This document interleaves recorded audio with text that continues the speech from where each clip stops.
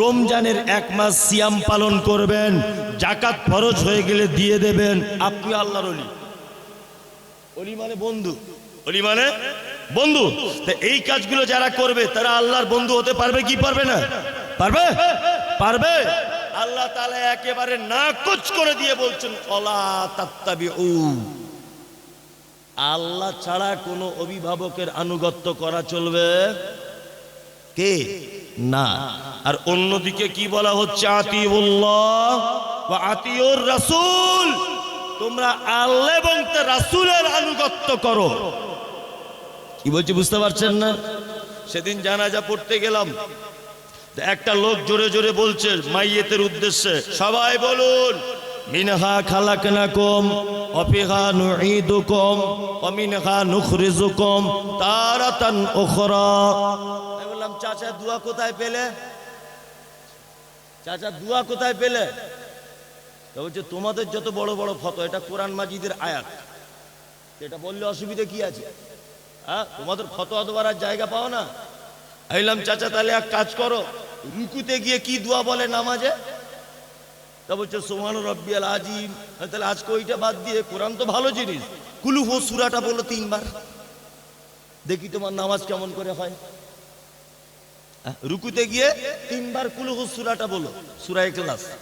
সিজদাতে গিয়ে কি বলো চাচা? বলছে সুবহান রাব্বিয়াল আলা। মানে ইন্না আতাইনাটা 3 বার বলো। এই নামাজ হবে?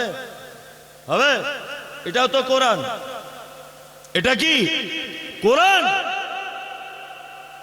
মানে বেশি বুঝলে যা হয়। আমি মাঝে সাঝে একটা গল্প বলি, লোক খুব হাসে, আসলে গল্পের ভিতরে জ্ঞানও আছে। একটা লোকের চোখের সমস্যা, বুঝলেন? কিসের? চোখের সমস্যা। তা লোকটা এখন গেছে কোনো একটা ফার্মেসিতে ডাক্তার দেখাতে। তা ডাক্তার বাবু দেখেছে, দেখার পরে একটা চশমা দিয়ে চোখে। তা লোকটা তো লেখাপড়া জানে না, তা প্রেসক্রিপশনটা নিয়ে কোনো আর একটা চশমার দোকানে গেছে, গিয়ে বলছে ভাই আমাকে একটা চশমা দেন তো। তা ফার্মেসিওয়ালা চশমার দোকানদার বলছে ভাই এই চশমা যেটা আপনার লেখা আছে এটা 50 পাওয়ারের চশমা। তা বলছে ভাই দাম কত? বলছে 50 টাকা। লোকটা তখন রুগী, আর কি রুগী তখন পাকামু করে আবার দোকানদারকে বলছে 50 পাওয়ারের দাম যদি 50 টাকা হয়, 100 পাওয়ারের দাম কত ভাই? তা তখন ফার্মেসিওয়ালা বা চশমার দোকানদারওয়ালা বলছে 100 পাওয়ারের দামও 50 টাকা। বলছে ভাই তাহলে 150 পাওয়ারের? বলছে 150 পাওয়ারের দামও 50 টাকা।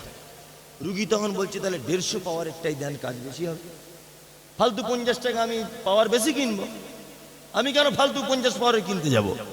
নিয়ে ও 150 পাওয়ারের চশমা পরে বাজার দিক দিয়ে হেঁটে হেঁটে বাড়ি আসছিল। আস্তে আস্তে দেখেছে বাজারে পুঁটি মাছগুলো কাতলা মাছের মতো বড়, সাইজ বড় হয়ে গেছে, বুঝলেন না? সাইজ বড়। ও এখন পুঁটি মাছগুলো কাতলা মাছ ভেবে কিনে নিয়ে চলে এসেছে। আমাদের উত্তর 24 পরগনা পুঁটি মাছ আমাদের ভাষাতে বলে চচ্চড়ি করে রান্না করে। আবার কোথাও বীরভূম বর্ধমানে দেখেছি টক দিয়ে রান্না করে। কেউ সাধারণত পেঁয়াজ আলু টালু দিয়ে একটু আর কি ভালো করে খায়, ঝাল টাল দিয়ে খায় না, খায়।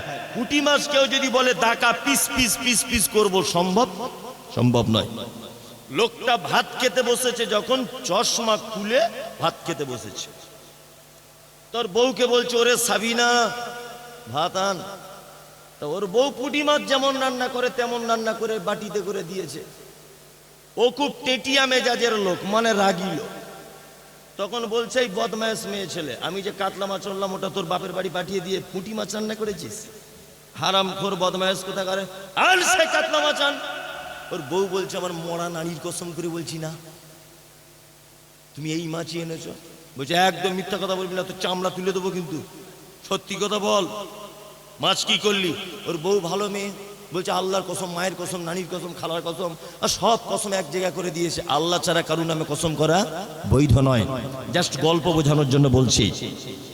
এখন লোকটা সহ্য করতে না পেরে এক চড় মেরেছে বউটার কপালে। বউটা কাঁদতে কাঁদতে ঘরে ঢুকে গেছে। কি সর্বনাশ, কি সর্বনাশ।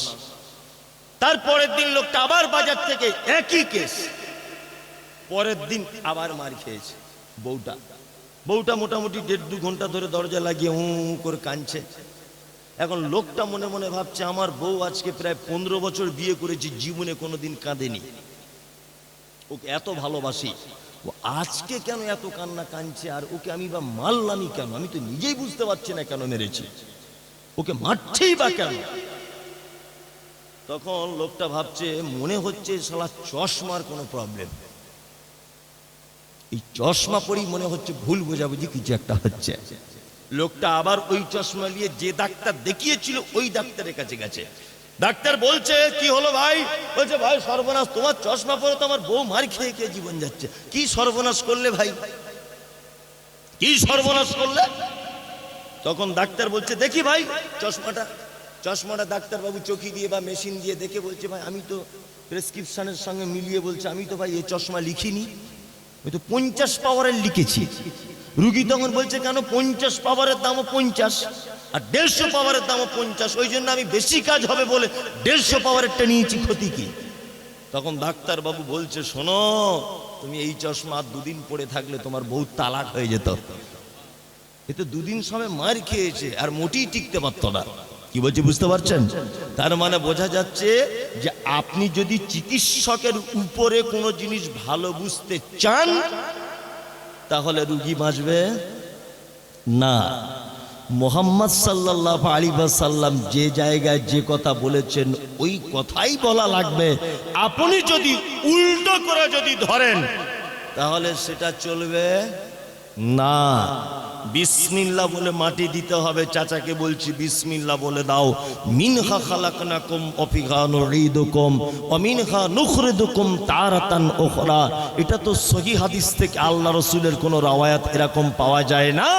চাচা বাতিল করে দাও, বলছে চলবে না। কোরআনে রয়েছে যে বাতিল করা যাবে না।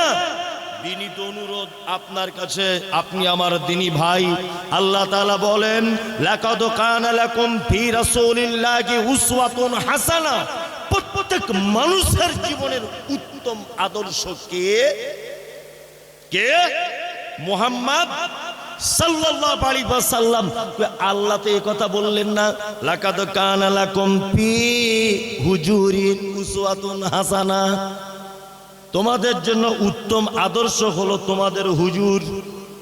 লাকাদ কানা লাকুম ফি পীর সাহেব উসওয়াতুন হাসানা। তোমাদের জীবনের সমস্ত রকমের ব্যাপারে নমুনা তোমার পীর সাহেব। এ কথা আল্লাহ বলেছেন। আল্লাহ কি বলছেন? সমস্ত ব্যাপারের আদর্শ কে? মুহাম্মদ সাল্লাল্লাহু আলাইহি ওয়াসাল্লাম। ও মুহাম্মদ সাল্লাল্লাহু আলাইহি ওয়াসাল্লামকে বাদ দিয়ে বলছে ফতোয়ায়ে আলমগীরিতে লেখা আছে। গাধার বেটা গাধা, তুমি কোরআন বুঝো? হ্যাঁ, কোরআন বুঝো তুমি?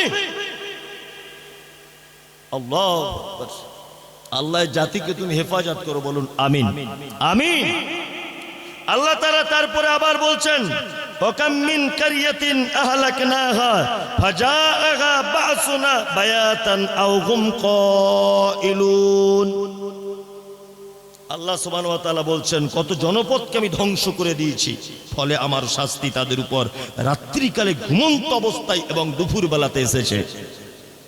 শুনুন, একটা কথা বলে রাখছি, সারা পৃথিবীতে যত বিপর্যয়, যত দুঃখ কষ্ট অশান্তি, আমি স্টেজে ওঠার আগে একজন মানুষ আমাকে বলেছে, মমতাজুল সাহেব আপনি দয়া করে 2-4টে কথা বলবেন যে বর্তমান মুসলমানদের এই অবস্থা কেন, 2 এইখান থেকে বাঁচার রাস্তা কি, এখান থেকে আমরা কি করে বাঁচবো, এই 2টো পথ আপনি দয়া করে বলে দিয়ে তবে আজকে যাবেন। আমাকে ঘরে খেতে খেতে কথা বলেছেন। আপনাকে এবার একটা কথা বলছি, আল্লাহ তাআলা বলছেন, অনেক জনপদকে, অনেক গোষ্ঠীকে, অনেক মানুষকে আমি ধ্বংস করে দিয়েছি, আমার বিপদ এসেছে তাদের উপরে রাতে ঘুমন্ত অবস্থায় এবং দুপুর বেলাতে অনেক সময় বিপদ এসেছে, একটি মাত্র কারণ যে তারা আমার রাসূলদেরকে অপমান করেছে। তাই আজকে সারা ভারতবর্ষের মাটিতে যত মুসলিমদের উপরে নির্যাতনের স্কিম রুলার চলছে, এর পিছনে সব থেকে বড় দায়ী হচ্ছে বেদাতি হুজুরেরা, যদি বলছেন কেন, এরা মুহাম্মদ সাল্লাল্লাহু আলাইহি ওয়াসাল্লামের সহিহ হাদিসকে অপমান করে সমাজে নিজেদের মতকে প্রতিষ্ঠা করছে, এই কারণে যত রকমের বিপদ। আল্লাহ তাআলা বলছেন, কি বলছেন পবিত্র আল কোরআনে, যে তোমরা অপেক্ষা করো, ফাতারাব্বাসু হাত্তা ইয়াতিয়াল্লাহু বিআমরিহি। যারা আমার রাসূলকে অপেক্ষা করেছে, যারা আল্লাহকে উপেক্ষা করেছে, ফাতারাব্বাসু, তারা যেন অপেক্ষা করে, হাত্তা ইয়াতিয়াল্লাহু বিআমরিহি, আমার হুকুমের অপেক্ষা, অর্থাৎ আমার আযাব আসার অপেক্ষা যেন তারা করে। সারা পৃথিবীতে নবীদেরকে যারা অপমান করেছে তারা কেউ বেঁচে থাকতে পারে নি? বেঁচে থাকতে পেরেছে? পারেনি। মুসার বিপক্ষে ছিল নাম তার ফিরআউন, পানিতে চুবিয়ে তাকে শেষ করা হয়েছে। ইব্রাহিম বিপক্ষে ছিল কে? নমরুদ, নাকে মোসাদ হয়ে জুতোর বাড়ি খেয়ে তাকে পৃথিবী থেকে চলে যেতে হয়েছে। টিকতে পেরেছে? টিকতে পারেনি। আজও পর্যন্ত যারা নবীদের বিপক্ষে কথা বলেছে পৃথিবীর মাটিতে কেউ টিকতে পারে নি। আপনাদের সঙ্গে এবার আমার সামাজিক দু চারটে কথা, যে বর্তমান মুসলমানদের উপরে এত অত্যাচার কেন। প্রথম নম্বর কথা জেনে রাখুন, এক, আপনারা ডিসকভারি চ্যানেল দেখেন, টিভিতে দেখেন, ওখানে কিন্তু নায়ক নায়িকাদের দেখানো হয় না, হয়? ওখানে কাদের দেখানো হয়? বাঘ, হল্লুক, হাতি, সিংহ, এদেরকে দেখানো হয়। দেখানো হয় না? দেখানো হয়। আচ্ছা বলুন তো, বাঘ মাংস খেতে পছন্দ করে না সবুজ ঘাস খেতে পছন্দ করে? মাংস। এবার আপনাকে বলছি, জঙ্গলে গরু থাকে, হরিণ থাকে, মহিষ থাকে, ছাগল থাকে, বনের সব প্রাণী থাকে। আচ্ছা বলুন তো, বাঘ কার মাংস খেতে বেশি পছন্দ করে? হরিণ। কারণ কি বলুন তো? বাঘ জানে হরিণের মাংস খুব টেস্টফুল, খুব সুস্বাদু, ওই জন্য গরুর ধারে পাশে যায় না, হরিণ পেলে ওর পিছন পিছন ছুটবে। সারা ভারতবর্ষে হিন্দু, মুসলিম, ইহুদি, নাসারা, হাড়ি, চুয়ার, চামার, বাগদি, ছুতোর, মেতর সবাই বসবাস করে, কারুর পিছনে লাগে না সরকার। আর এই কটা ছেঁড়া আন্ডার প্যান্টওয়ালা মুসলমান বলছে এদেরকে এনআরসি করে বার করে দিতে হবে দেশ ছেড়ে। কিছুদিন আগে হয়েছিল না? কেন? এটা সরকার বুঝতে পেরে গেছে যে এদের কাছে একটা দামি মাল আছে, এমন এক চম্বু, এর সাইটে যদি কেউ যায় তাহলে আমাকেও কাল থেকে তসবি নিয়ে ঘুরতে হতে পারে। কি বলছে বুঝতে পারছেন? দামি মাল, তার নাম ঈমান আল কোরআন। ভারতবর্ষের মাটিতে আপনারা জানেন পাঞ্জাব ন্যাশনাল ব্যাংকের 11,000 কোটি টাকা চুরি করে বিদেশে গিয়ে ফ্ল্যাট কিনে তারা আছে। নাম কি? নীরব মোদি। 11,000 কোটি টাকা চোর। গান্ধীকে যারা গুলি করে মেরেছিল জানেন তো? হ্যাঁ, আজও পর্যন্ত তাদের ফাঁসিও হয়নি, দেশ থেকে বার করেও দেওয়া হয়নি। হয়েছে? হয়নি।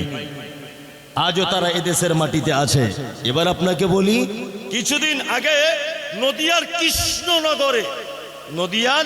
কৃষ্ণনগরে বৃদ্ধাশ্রমের একজন 72 বছরের মহিলাকে 4 জন পুরুষ মানুষ ধর্ষণ করেছে, 4 জন, আর কারো ফাঁসি হয়নি। আজও তারা এই দেশের মাটিতে বসবাস করে। এদেশের মাটিতে কয়লা থেকে চুরি করে, গাঁজা পাচার থেকে শুরু করে, ইন্দিরা বাসনের টাকা খাওয়া থেকে শুরু করে, গরিব মানুষের পায়খানা ঘরের টাকা খাওয়া থেকে শুরু করে, 100 দিনের টাকা খাওয়া থেকে শুরু করে, আর আপনার গরু পাচার থেকে শুরু করে সমস্ত চোর, ডাকাত, গুন্ডা, বদমাইশরা দেশের মাটিতে টিকে আছে। কিন্তু বর্তমান বিশ্বের সবথেকে আল্লাহ সুবহানাহু ওয়া তাআলার আবিষ্কার সৃষ্টি, আমি তো মনে করি আশ্চর্যজনক সৃষ্টি, এর নাম কি বলুন তো? সারা পৃথিবীর বর্তমানে আশ্চর্য সৃষ্টির নাম কি? Yes, doctor Zakir Naik. পৃথিবীর একটা আশ্চর্য সৃষ্টি এটা, আল্লাহ সুবহানাহু ওয়া তাআলা। ডক্টর জাকির নায়েক, এই লোকটাকে দেশ ছেড়ে চলে যেতে হলো কেন?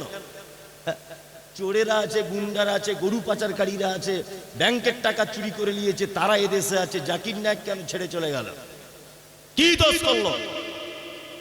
দোষ এক জায়গাতে কি, আমেরিকার মাটিতে জীবনে কোনোদিন আজান হতো না। শিকাগো শহর আমেরিকার সব থেকে বড় শহর, মসজিদ